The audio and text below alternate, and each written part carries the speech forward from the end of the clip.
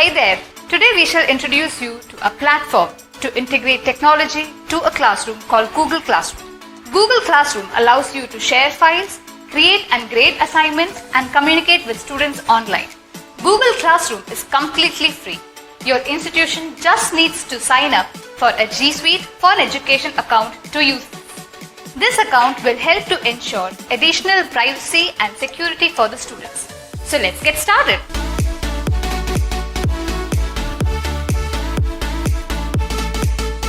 The first thing you need to do is create a class. Google Classroom gives you the provision to create one class or multiple classes based on the number of subjects you teach.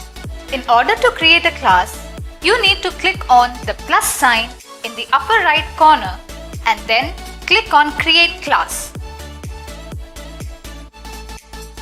If your institution does not have a G Suite for Education account, you will be prompted with a message asking you to sign up before using the service.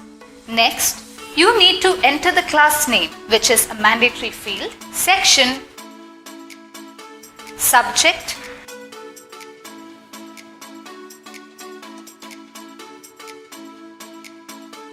and room number.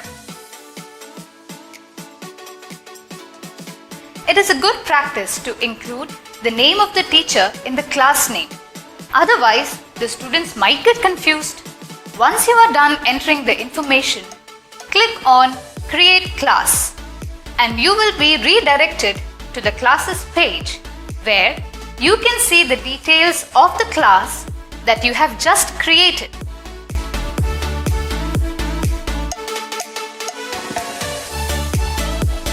Dear teachers, if you want to conduct live sessions for the students, you can also add Google Meet link to your class.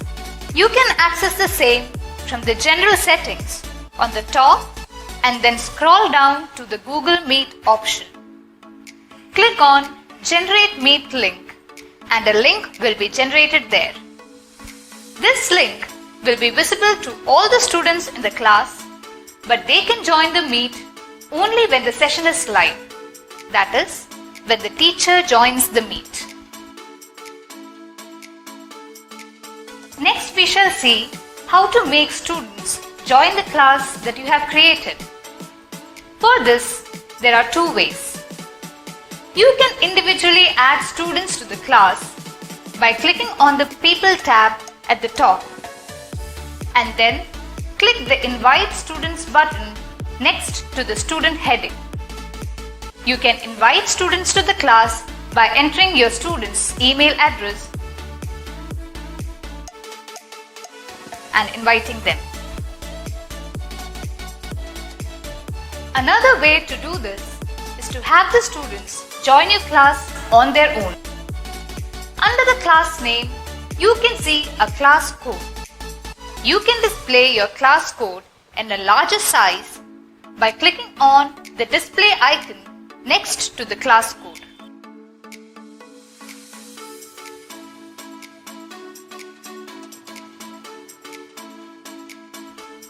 In order to join the class, students will go to Google Classroom and click on the plus sign in the upper right hand corner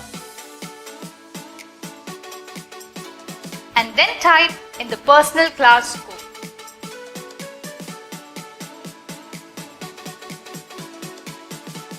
Now moving on to the features of the class page, you can change the theme, which will change up the colors and the images. You can do this by clicking on the Select Theme button in the rectangle surrounding your class name. You can either use one of the listed themes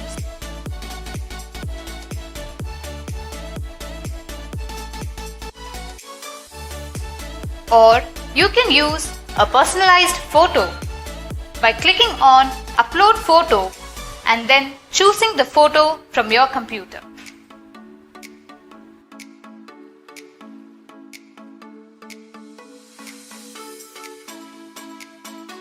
Moving on to the other tab, the Stream tab houses all the activities that has taken place in your classroom, such as any posts, comments, or any assignments or any announcements.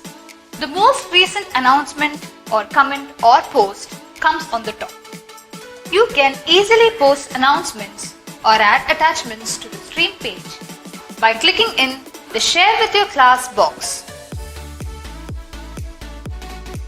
You can either type a message to your students, attach files from the computer or Google Drive, attach YouTube videos or add links and post it directly to the stream page.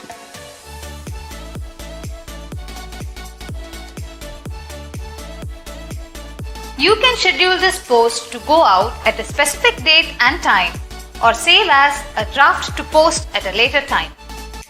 You can also choose to share this announcement with the students in the class, or you can select specific students by clicking the drop-down arrow next to the All Students section. Now, the Classwork tab at the top is the main place where you can create all assignments for the students. To create a new assignment, just click on the Create button and then choose the type of assignment you want to create. The regular assignment option is used most often because it is the most open-ended. You have the ability to create your own title, type your own instructions, along with attaching any documents from My Computer, Google Drive, YouTube videos, or link. The assignment option gives you the freedom to link different articles or websites for the students if they want to do research.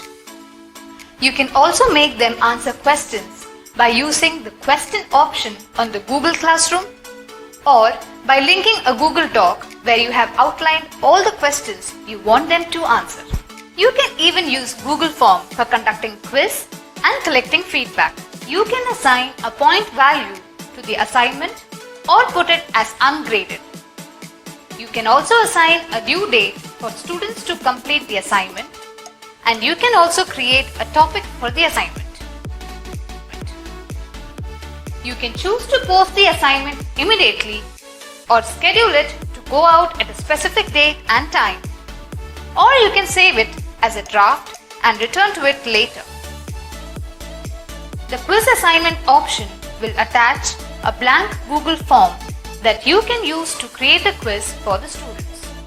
The question option allows you to create a question for the students and they can respond to it. Then there is the material option, which is a great way to share attachments or materials with the students. The material option is used to share digital copies of the notes along with different resources such as other reference materials.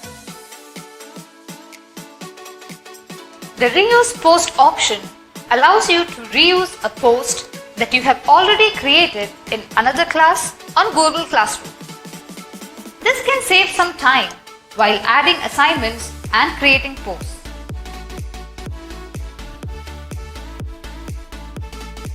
The topic option is a great way to organize all the assignments into categories for quick access.